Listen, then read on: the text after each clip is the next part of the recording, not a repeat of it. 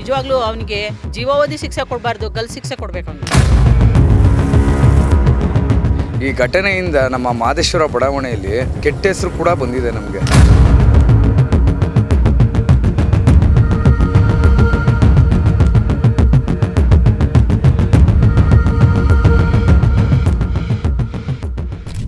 ಆತ real estate brokering ಮಾಡಿಕೊಂಡಿದ್ದ. ಆರಂಭದಲ್ಲಿ ಚೆನ್ನಾಗಿದ್ದಂತ ವ್ಯವಹಾರ ನಂತರ ಕೈ ಸುಟ್ಟಿದೆ. ಇದರಿಂದ ಸಾಕಷ್ಟು ಸಾಲ ಮಾಡಿಕೊಂಡಿದ್ದ ಆತ ಸಾಲ ತೀರಿಸಲು ತನ್ನ ಆಸ್ತಿಯನ್ನ ಮಾರಲು ಮುಂದಾಗಿದ್ದ. ಇದಕ್ಕೆ ಒಪ್ಪದಂತ ಪತ್ನಿಯನ್ನ ಮಚ್ಚಿನಿಂದ ಕೊಚ್ಚಿ ಬರ್ಬರವಾಗಿ ಹತ್ಯೆ ಮಾಡಿದ್ದಾನೆ. ಹೌದು, ಕುಡಿತದ ಚಟಕ್ಕೆ ಬಲಿಯಾಗಿದ್ದ ಗಂಡ ಕುಡಿಯಲು ಹಣ ಕೊಡಲಿಲ್ಲ ಎಂಬ ನೆಪ ಮಾಡಿಕೊಂಡು ಹೆಂಡತಿಯನ್ನು ಕೊಲೆ ಮಾಡಿರುವ ಘಟನೆ ಸಾಂಸ್ಕೃತಿಕ ನಗರಿ ಮೈಸೂರಿನಲ್ಲಿ ನಡೆದಿದೆ. ಮೈಸೂರಿನ ಕುಂಬಾರಕೊಪ್ಪಲು ಮಾದೇಶ್ವರ ಬಡಾವಣೆಯಲ್ಲಿ ಈ ಘಟನೆ ನಡೆದಿದೆ. 54 ವರ್ಷದ ಗಾಯತ್ರಿ ಕೊಲೆಯಾಗಿದ್ದು, ಅವರ ಪತಿ 64 ವರ್ಷದ ಪಾಪಣ್ಣ ಕೊಲೆಯ ಆರೋಪಿಯಾಗಿದ್ದಾನೆ. ಆಸ್ತಿ ಮಾರಾಟಕ್ಕೆ ಒಪ್ಪದ ಪತ್ನಿಯನ್ನು ಕೊಂದ ಆರೋಪಿಯು ಬಳಿಕ ತಾನೇ ಪೊಲೀಸರ ಮುಂದೆ ಶರಣಾಗಿದ್ದಾನೆ. ಪೊಲೀಸರು ಆರೋಪಿಯನ್ನ ನ್ಯಾಯಾಂಗ ಬಂಧನಕ್ಕೆ ಒಪ್ಪಿಸಿದ್ದಾರೆ. ಪಾಪಣ್ಣವರು ನಮ್ಮ ಕಣ್ಮಟ್ಟಕ್ಕೆ ನಮ್ಮ ಇಲ್ಲೇನೆ ಸ್ಥಳೀಯರಾಗಿದ್ದರು. ನಮ್ಮ ಮುಂದೆನೇ ಎಲ್ಲ ಚೆನ್ನಾಗಿ ಓಡಾಡ್ಕೊಂಡು ಸ್ಥಳೀಯರ ಹತ್ರ ಎಲ್ಲ ನೀಟಾಗಿ ಮಾತಾಡ್ಕೊಂಡು ಚೆನ್ನಾಗೇ ಇದ್ದರು. ಆಲ್ಮೋಸ್ಟು ಈಗ 1.5 ತಿಂಗಳು 2 ತಿಂಗಳಿಂದ ಅವರು ನಮಗೆ ಸರಿಯಾಗಿ ಸಿಗ್ತಿರ್ಲಿಲ್ಲ, ಮಾತಾಡ್ತಿರ್ಲಿಲ್ಲ. ಇನ್ನೊಂದು ಅವ್ರ ಮನೇಲಿ ಏನೋ ಜಂಡಾಟ ಇರೋ ವಿಚಾರನೂ ಯಾರಿಗೂ ಕೂಡ ಹೇಳಿರಲಿಲ್ಲ ಸರ್ ಅವರು. ಈಗ ಒಂದು 15-20 ದಿನ ಅಕ್ಕಪಕ್ಕದವರು ಹೇಳಿದಾಗ ಏನೋ ಮನೇಲೆ ಫ್ಯಾಮಿಲಿ ಸಮಥಿಂಗ್ ಏನೋ ಜಗಳ ಆಗಿದೆ, ಗಂಡ ಹೆಂಡತಿಗೆ ಹೊಂದಾಣಿಕೆ ಇಲ್ವಂತೆ ಅನ್ನೋ ರೀತಿಲಿ ಏನೋ ನಡೀತಿತ್ತಂತೆ. ಅದ್ರ ಬಗ್ಗೆ ಯಾರು ಕೂಡ ನಮಗೆ ಕಿವಿ ಕೊಡಲಿಲ್ಲ, ಯಾರು ಕೂಡ ನಮಗೆ ಹೇಳಲಿಲ್ಲ, ಏನು ಇದು ಮಾಡಲಿಲ್ಲ. ಬಟ್ ಇದು ಮೊನ್ನೆ ನಡೆದಿರೋ ಇದ್ರ ಬಗ್ಗೆ ಇನ್ಸಿಡೆಂಟ್ ಬಗ್ಗೆ ಸರ್ ನಮಗೆ ಕೇಳಿ ಬೆಚ್ಚಿ ಬೆಳೆಸಿದೆ. ಈ ಘಟನೆಯಿಂದ ನಮ್ಮ ಮಾದೇಶ್ವರ ಬಡಾವಣೆಯಲ್ಲಿ ಕೆಟ್ಟ ಹೆಸರು ಕೂಡ ಬಂದಿದೆ ನಮಗೆ. ಬಟ್ ಏನಂದರೆ ಈಗ ಪೊಲೀಸರು ತನಿಖೆ ಮಾಡಿದ್ದಾರೆ. ಪೊಲೀಸರು ಈಗ ಬಂದು ಸ್ಥಳೀಯ ಸ್ಥಾಪದಿಂದ ಎಲ್ಲರೂ ನೋಡಿ ಎಲ್ಲರ ಹತ್ರನೂ ಮಾತಾಡಿ ಅದೇನು ವಿಚಾರಣೆ ಮಾಡಿಕೊಂಡು ಎಲ್ಲ ಇದು ಮಾಡಿದ್ದಾರೆ. ಸರ್ ರಿಯಲ್ ಎಸ್ಟೇಟ್ ಮಾಡ್ತಾಯಿದ್ರು. ಅವ್ರದ್ದೇ ಒಂದು ಕಣ ಇಟ್ಕೊಂಡಿದ್ರು, ಮಳ್ಳನ ಕಣ ಇಟ್ಕೊಂಡಿದ್ರು. ಇಲ್ಲೇ ವಿಜಯನಗರ ಇದತ್ರನೇ KFC ಎದುರುಗಡೆನೇ ಇದೆ ಅವ್ರದ್ದು, ವಿದ್ಯಾವರ್ಧಕ ಕಾಲೇಜ್ ಹತ್ರ. ಅಲ್ಲೇ ಕಣದಲ್ಲಿ ಇದ್ದು ಅವರು 2 ಗಂಡು ಮಕ್ಕಳು ಇದ್ದಾರೆ, ಒಬ್ಬರು ಹೆಣ್ಮಕ್ಳು ಇದ್ದಾರೆ. ಎಲ್ಲರೂ ಕೂಡ ಎಲ್ಲ ಹೊಂದಾಣಿಕೆಯಿಂದ ಚೆನ್ನಾಗೇ ಇದ್ದರು ಸರ್.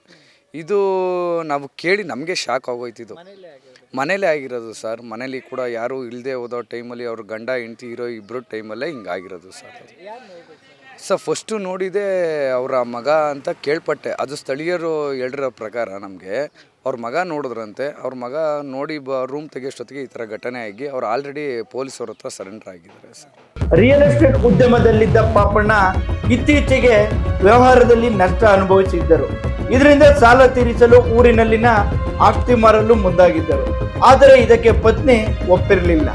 ಇದೇ ವಿಚಾರಕ್ಕೆ ಇಬ್ಬರ ನಡುವೆ ಜಗಳವಾಗಿದ್ದು, ಗಾಯತ್ರಿ ದೋಸೆ ತವಾದಿಂದ ಪತಿ ಮೇಲೆ ಹಲ್ಲೆ ನಡೆಸಿದ್ದಾರೆ. ಕೆರಳಿದ ಪಾಪಣ್ಣ ಮಚ್ಚಿನಿಂದ ಆಕೆಯ ಮೇಲೆ ಹಲ್ಲೆ ನಡೆಸಿ ಹತ್ಯೆ ಮಾಡಿದ್ದಾರೆ. ಸೈಕೋ ರೀತಿ ವರ್ತನೆ ತೋರುತ್ತಿದ್ದ ಪಾಪಣ್ಣ ಮೇಲೆ ಸಂಬಂಧಿಕರು ಹಾಗೂ ಸ್ಥಳೀಯರು ಆಕ್ರೋಶ ವ್ಯಕ್ತಪಡಿಸಿದ್ದಾರೆ. ಈ ಬಡಾವಣೆಯಲ್ಲಿ ಆಗಿರೋದು ಫಸ್ಟ್ ಇದೇನೆ ಈ ಥರ. ಆದರೂ ಅಷ್ಟು ಒಳ್ಳೆ ಹುಡುಗಿಗೆ ಈ ಥರ ಮಾಡಿದ್ದು ತುಂಬ ಮೋಸ. ನಾವು ಅವಳು LKGಯಿಂದನೂ ಕ್ಲಾಸ್ಮೇಟೇನೆ. ಅವಳಿಗೂ 54 ನಮಗೂ 56 ಇರಬೇಕು. ಇಬ್ಬರು ಒಂದೇ ಕ್ಲಾಸ್ಮೇಟು, ಒಂದೇ ಸ್ಕೂಲು. ABCD ಇಂದ ಹಿಡಿದು Z ಒಂದೇ ಸ್ಕೂಲಲ್ಲಿ ಓದಿದ್ದು ನಾವು 10th ಆದರೂ ಆ ಯಪ್ಪ ತುಂಬ ಮಾಡಿದ ಮೋಸ. ತುಂಬ ಸೈಕೋ ಅವನು. ಯಾರ ಜೊತೆ ಮಾತಾಡಿದ್ರೂ ಅನುಮಾನ ಪಡೋದು. ಹೆಂಗಸ್ರ ಜೊತೆ ಮಾತಾಡಿದ್ರು, ಹೆಂಗಸ್ರ ಜೊತೆ ದೇವಸ್ಥಾನಕ್ಕೆ ಹೋಗಿದ್ರು ಯಾಕೆ ಹೋಗಿದ್ದೆ, ಏನು ಮಾಟ ಮಂತ್ರ ಮಾಡಿಸ್ಕೊಬರಕ್ಕೆ ಹೋಗಿದ್ದೆ, ಯಾರು ಕರೆದಿದ್ರು, ಹಿಂಗೆಲ್ಲ ಹಿಂಸೆ ಕೊಟ್ಟು ಆ ಹುಡುಗಿಗೆ ತುಂಬ ಹಿಂಸೆ. ಆದರೂ ಇಷ್ಟು ವರ್ಷ ಸಂಸಾರ ಮಾಡ್ಕೊಬಂದು 3 ಮಕ್ಕಳನ್ನ ಹೆತ್ತು ಸಾಕಿ ಸಂಸಿರೋದು ದೊಡ್ಡದು. ಯಾಕೆಂದರೆ ನಾವು ಚಿಕ್ಕಂದ್ರಿಂದನೂ ಒಳ್ಳೆ ಕುಟುಂಬಸ್ಥಲ್ಲಿ ಹುಟ್ಟಿ ಜನಕ್ಕೆ ನಮ್ಮ ಬಂಧುಗಳಿಗೆ ಮರ್ಯಾದೆ ಕೊಟ್ಟು ಬಾಳಬೇಕು ಅಂತ ಆ ಚಿತ್ರಹಿಂಸೆ ಎಲ್ಲ ತಡ್ಕೊಂಡು ಆ ಹುಡುಗಿ ಬಾಳಿದ್ವಿ ನಾವು ಚಿಕ್ಕದ್ರಿಂದನೂ.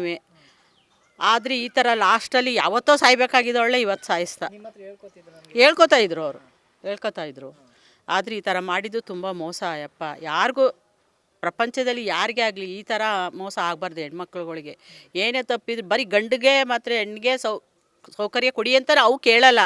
ಅದನ್ನು ಸಾಧಿಸಿ ಏನೈತೆ ಅದನ್ನು ಪರಿಶೋಧನೆ ಮಾಡಿ ಇದು ಮಾಡಿ ಅಂತ. ಬೇಕೆಂದರೆ ಹೆಣ್ಮಕ್ಳು ಒಳ್ಳೆಯವರು, ಗಂಡು ಮಕ್ಳು ಕೆಟ್ಟವರು ಅಂತ ನಾ ಹೇಳ್ತಾ ಇಲ್ಲ.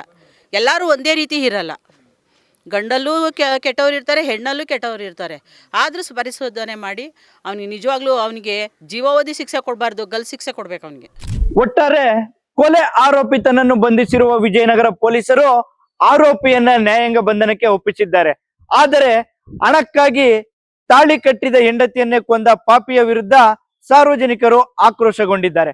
ಕ್ಯಾಮರಾಮನ್ ಸಂಜಯ್ ಜೊತೆ ಅನಿಲ್ ರಾಜೇಶ್, ಪ್ರಜಾನುಡಿ, ಮೈಸೂರು.